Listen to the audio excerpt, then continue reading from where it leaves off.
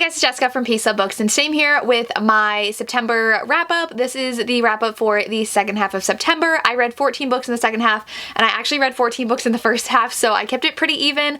I had a ton of audiobook listening. Everything that I read was either ebook, audiobook, or library book. I did not pick up a single book off of my shelves, which is definitely a problem I want to fix for next month, but I ended up getting a bunch of library books for a thriller vlog I did for my members, so that's where I read a few of these, and the rest were ebooks and audiobooks. So I will go ahead and get to the 14 books I read in September. If you're interested to see what I read for the first half of the month, it'll be linked down below. The first book was for my Taboo and Twisted reading vlog, which this is the start of it, so all the rest of the books that I talk about, like 4 of them after this, were for that vlog. I did a readathon with my friends where we all read taboo romances for a weekend, and I will link that reading vlog down below. But the first one I read was Souls Unfractured by Tilly Cole. This one I listened to on audio. I have, I think, the entire series now on audio thanks to the Audible sale that just happened, and this one was so dark but so good because the romance was just like all-consuming. This one is Flame and Maddie's story, and I knew going in this was everybody's favorite of the series. Book 2 I was really disappointed in, but I love book 1, and I actually reread book 1 so I can continue on the series. And Flame is a very, very tortured and damaged hero. He cannot touch people, and he feels like there is like fire and flame inside of him that he needs to get out. So he is a killer for the motorcycle club that he is a part of, and this whole series revolves around them rescuing these girls from this cult that is very disturbed and twisted. It's very similar to the FLDS cult from that one documentary I watched on Netflix, I believe, where they are saying that they are being told to do very horrible things to minors, and so that's what happens in here. And they are rescued though and living with the MC, but the girls have a really hard time adjusting or trusting, and so Maddie though sees Flame do something and she really appreciates him for it, and Flame lets Maddie touch him. And so their romance was very heartbreaking. Maddie has a very heartbreaking past. Flame has a very heartbreaking past that he has to confront in here. So please know this is probably the darkest in the series so far and one of Tilly Cole's darkest romances that I've read, but the romance was absolutely amazing. I loved how hard they fell for each other and how they were there for each other and really wanted each other to heal, and they healed together from their trauma.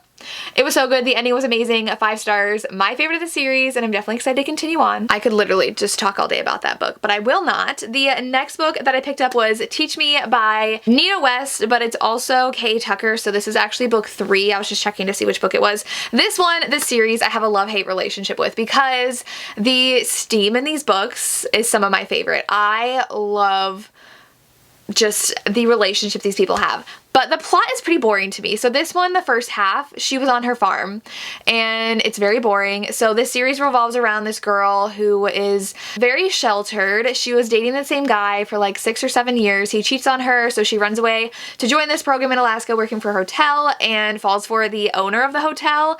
But there's lots of stuff going on and she's kind of just trying to explore who she is as a person, especially because she lived a very religious, sheltered life that she's trying to move away from. And book 1 was just okay. Book 2 was my favorite, and then this one was really boring, but then the second half with their French friend, I don't remember her name, was so good.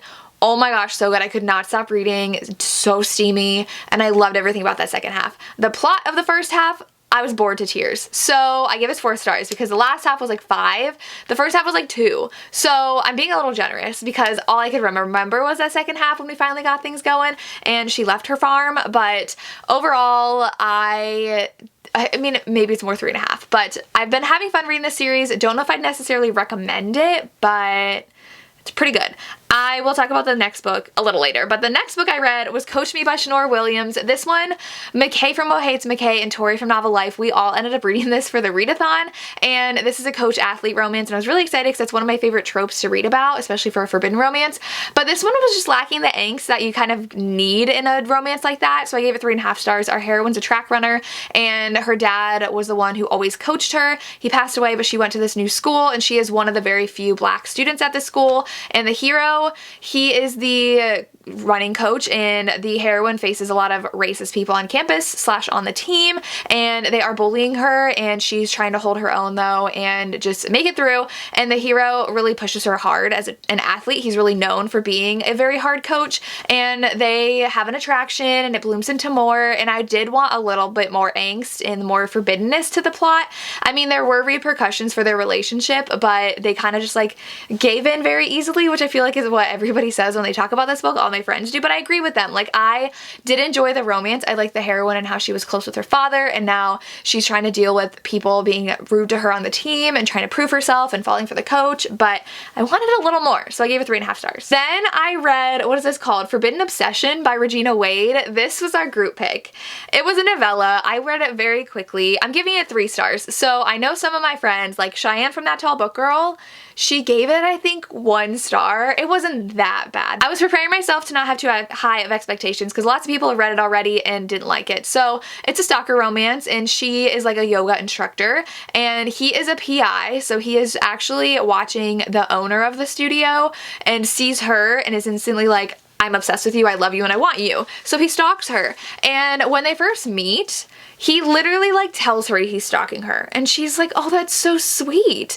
And so for a stalker romance, I wanted it to be like a little bit more dark and like her being like, excuse me, and him kind of like breaking down her walls. Instead, she's just like, oh, that's so sweet, you're stalking me. Like, I love that. And I'm just like, what are you doing? No, like, you don't react like that when you hear someone stalking you. So I, again, wanted more angst to this. I wanted a little bit more taboo and dark, and it wasn't. Like, I need dark taboo romances, and this didn't hit the spot for me. So, and at one point he said like something about being her daddy, and I was like, this is just weird now. So I gave it 3, not bad, but not amazing. Then I ended up listening to the audiobook of Breaking Mr. Kane by Shanora Williams. This is book 2. I gave book 1 5 stars. I loved it. It is dad's best friend romance, age gap, forbidden. And in this one, the hero and heroine are apart for a lot of it because repercussions happen when some people figured out about their relationship at the end of book 1. It's a 3-book series. This one ends on like an extreme cliffhanger, and this gets a lot more dramatic in the plot, which I found very entertaining. I still gave it 4 stars though, because they were apart for a big part of the plot, and I was like, I want my characters together, please. And there were some things that I feel like were a little bit over the top, where I'm like, realistically, would it be like this extent of repercussions of what things are happening? But I really love how they literally are like soulmates, and she has to continue to tell her parents like, he is not coercing me into this relationship. I came on to him. She's like, I love him. Like, I've loved him for forever. He is my one. And her parents are like, you're nuts. And so these people have serious repercussions for this relationship. It is her dad's best friend. He is not her dad's age. He's like in his 30s, and I think she is 19. She is in college now. And so I just had a lot of fun, and lots of dramas going on with stuff in his life. So I'm very interested to see where book 3 goes. They're gonna hopefully have their happily ever after at the end of book 3, but we'll see. I have to listen to that on audio because I have it out for my library now. And then I listened to the audiobook of Guild, and this was for Ravished by Romance Book Club. Look at My Smile. This book was so good. I initially gave it 4 stars, but after the live show, I think I'm gonna bump it up to 5. Like, I love this book so much. There's not a lot of romance in it, really, at all. Like, I kind of was hoping she'd get with the king, and someone was like, that's Stockholm Syndrome. I'm like, I love a good captor captive. Like, I'm sorry. I know this is not okay in real life, but in my fiction, I like it. So the heroine is literally like made of gold. She lives in this like gilded cage. That's why it's called Guild. She is one of the king's things, I guess. Like, she is owned by the king, and she is there to please the king. And the king has his own, they call them saddles. It's basically like his mistresses, and he is married to a queen. And there's a couple of political things, but I feel like this was very easy to catch on to, especially because I listened to it on audio. I'm actually planning on starting the book 2 on audio today because I did get that through the Audible sale as well.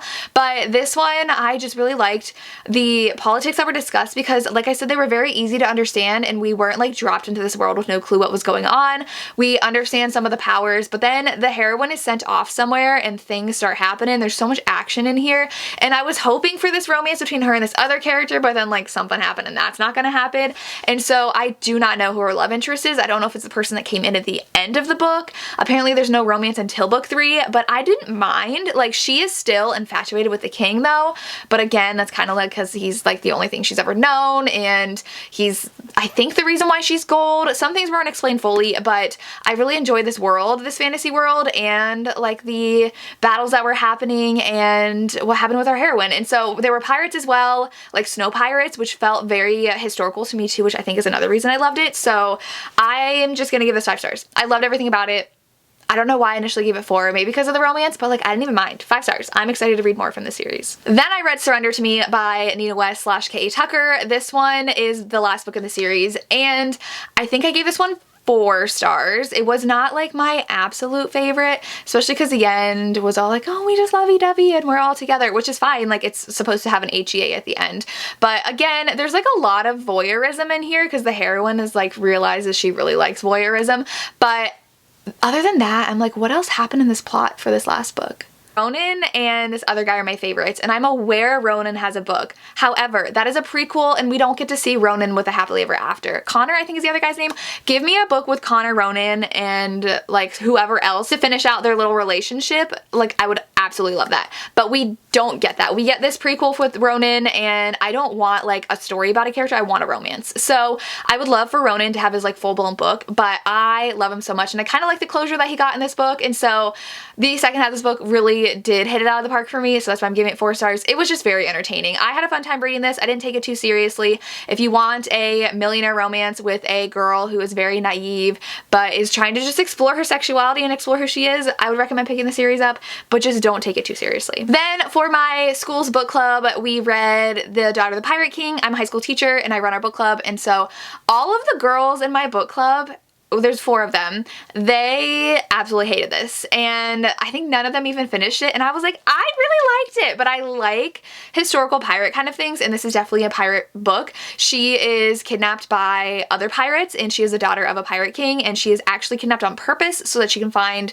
this part of the map that matches the part that her dad has, and she starts falling for the brother of the captain of that ship, and I thought it was good. I mean, it wasn't like the most amazing thing ever, and the writing style was a little weird, and that's the problem what they had was with the writing style, because it was very like talkative and broke the fourth wall sometimes, and the heroine was kind of annoying how much she would be like, ugh, like I'm the best, and so it was just okay. But I give it 4 stars because I didn't mind the writing style too much, and I just really loved the action going on and the secrets, and I was not aware of the title of book 2, so her secret I was surprised by, and one of the girls was like, yeah, it's on the back. My copy did not have it on the back, so she's like, I kind of figured what she was, and I was like, okay, that's fair. I did not know, and I was pleasantly surprised, so I thought there were some good twists in here, and I just really like the adventure story, so I gave it 4 stars. I definitely could tell this is one of the author's earlier works, if not her first work. I don't remember if it was, but I was entertained. I enjoyed it. I gave it 4 stars. Then I read 3 thrillers for an exclusive reading vlog for my members. If you are interested in that, channel memberships are always down below where it says join on the desktop version of YouTube. If you join my channel memberships, you get reading sprints, live shows, and exclusive content, including reading vlogs for what you guys choose. So they voted on a thriller one, and this thriller vlog was amazing. I had so much fun doing it, and all 3 books were 4 stars or higher. So I read Rock, Paper, Scissors by Alice Feeney. I listened to this on audio, and I wish I didn't because it flashed back between the past and the present, which got a little confusing. I really had to pay attention to that, but this is about a married couple. They're on the rocks, and they go to a church that's now a inn, kind of like a house that the heroine won at work, I think, and they're staying there to try to rekindle things, and it's in Scotland in the wilderness snow, and creepy things start happening, and I appreciated the twists and the turns. The beginning was very slow though. Like once we got past halfway through, things started picking up, and like I understood like what the author was doing. Then we had like 3 twists in a row, which I actually enjoyed. It kept me on my toes, so I gave this one 4 stars. It wasn't the best thriller ever, and I usually, I don't know, I don't love just like a married couple and like some creepy things happening. I want a lot more action in my thrillers, so I didn't love this one. But then I read Hidden Pictures, which was amazing. So my dad brought it home from the library, and he's like, I just read this, it's due back soon, but like you should read it, because he loves thrillers, but he's really hard to please. And so No Exit's one of his favorite. No Exit's one of my favorites. I read it after him, and so he was like, I love this, here you go. I read it, and it was so addicting. I read it in 2 days, which I usually never do now with the school year happening while I'm working full time. I was flying through this book, and it is about a woman who is a recovering drug addict, and she's been like 13 months sober now, and she got a job as a nanny, and the family's really excited for her, and she's nannying this little boy, and he loves to draw now, and he's been drawing really creepy pictures, including a man dragging a dead body through the forest. And so the parents are a little concerned, and she's very concerned, and she's like, something is going on. And the boy says he has this imaginary friend, and that's who being dragged in the woods. And they're like, is there a ghost you're seeing? Is there a person you're talking to? Is it an imaginary friend? Like, what is happening? And so things go from there. It was so action-packed from the start, and this definitely had twists and turns that I really loved. They were a little far-fetched, but I just could not put this book down. So many things were happening, and I was like, oh my god, oh my god, oh my god. Like, I was hooked.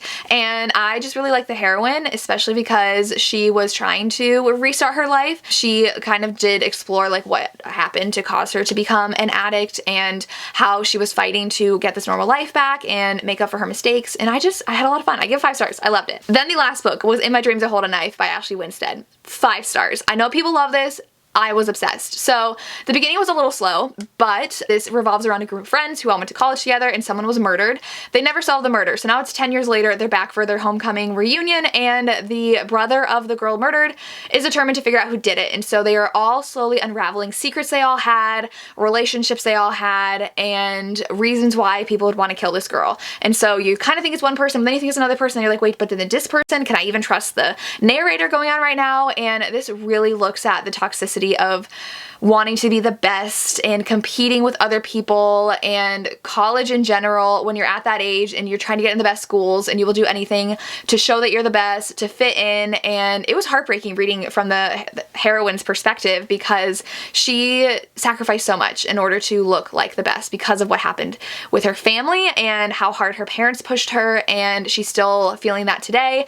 The romance in here, amazing. 10 out of 10. Like, I was obsessed with this romance, and I was like, I don't even care who did it. Like, please tell me if these two people are gonna be together. So I loved everything about this book. 5 out of 5 stars. I just highly recommend reading this. So then I read The Scoundrel Falls Hard by Sophie Jordan. This is book 3. I was a little hesitant because I haven't loved the first 2, but I gave this one 4 stars. I was pleasantly surprised. Our heroine, she was very tall. She's a very tall, I think she's very muscular heroine, and they like keep on comparing her to a Viking. Like, nobody really takes her seriously in town because her mother passed away, and she ended up being a blacksmith studying under her father. So she does physical labor, and people never see her as very like delicate or feminine and make fun of her. She's very self-conscious about that. And so she is in town, and this guy is about to be hanged, and they're like, and she's like, what are you guys doing? And he was actually pretending to be the Duke's son, and his father was pretending to be the Duke in town, and basically living as the Duke and stealing his stuff and all that. His father ran off and left him, and the people in the town are like, we hate you, let's hang you. And so the heroine is like, this is so wrong, and she stands up for him, and she finally says like, I love him, to try to get them to like not kill this guy. And so they're like, if you love him, you're gonna get married. And so they're like, yeah, we are, like, to save his life. So they are pretend dating, and then they kind of strike up this deal to actually get married for a specific reason. And I had so much fun reading this. I think with Sophie Jordan's though, like, there's not a lot to the plot. I feel like we were like 100 pages in, we were still on the same day, and this book is only, well, I guess it's pretty long. It's 370 pages. The audiobook was not that long. I think it's because the font's very big, but I just had a lot of fun reading this. I really loved how explosive their chemistry was from the beginning, because they had a kiss in front of everybody to show that they loved each other, and he was so into her and attracted to her, and she was still trying to run her blacksmith business when there's like a rival in town now, and it was really good. I had a lot of fun reading it. I gave it 4 to 5 stars. I was pleasantly surprised, and definitely recommend checking this one out. Then I read Passion and Venom by S. Williams, which is Shonora Williams. This is a captor-captive romance. Our heroine is the daughter of a huge mafia guy.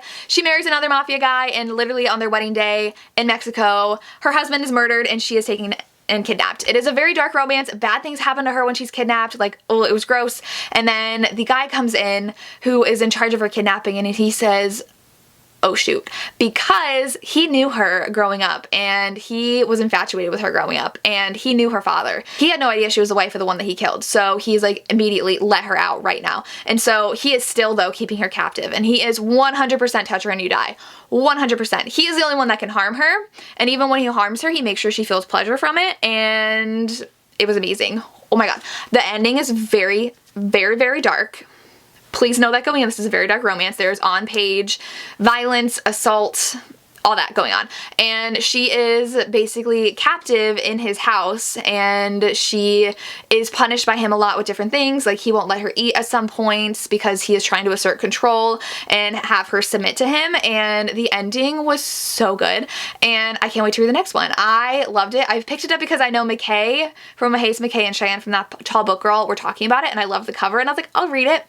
So good. Cannot wait to pick up the next one. It's pretty short too. It's like 200 pages, so I flew through it, but I can't wait to read more. And the last book I read is Blindside by Candy Steiner. I listened to this on audio. This is the first book in reading my members' choice of book they want me to read for their exclusive reading vlog. I also have to read The Words by Ashley Jade. I'm halfway through that now, so I'm not going to finish it before the month is over, but this one is definitely Candy's most successful release like ever. She has been blowing up with this book. I really loved it. I gave it 5 stars. Is it my absolute favorite from her? No, because like Whiskey and Weightless, like, oh my gosh, another level. But this one, fake dating. Clay and Gianna's instant attraction is amazing, and she is working with like PR for the team, and he's a football player for the college team, and they decide to fake date because she wants attention from a guy and he wants to make an ex jealous because his ex dated him for years and then broke up with him, and he's heartbroken and he wants her back. And so they start fake dating, and she loves to read romance, and then she's like, can you help me with like intimacy so I can be like ready when I date this other guy? And Clay was like, sure. And then they start becoming really good friends and then start really falling for each other. But Clay's dealing with a lot with his mom because his parents are divorced and his dad's moved on, and his mom just like goes from guy to guy and always breaks down when she is left behind and heartbroken by them, so he has to deal with a lot, and this one is just so good. I gave it 5 stars. I loved every second of it. I loved the romance. Like I said, the connection between Gianna and Clay was everything, and there's always a third act breakup, which like was fine in here, but I really loved the ending, and it was just so good. And I love a good football romance. This kind of felt going back to the Off-Campus Days by Elle Kennedy, and I just really loved it, so 5 stars. And those are the books that I read in September for the second half. Let me know if you've read any of these and what your thoughts were and what your favorite book of the month was. I would love to hear. As always, thank you so much for watching and have a good day. Bye.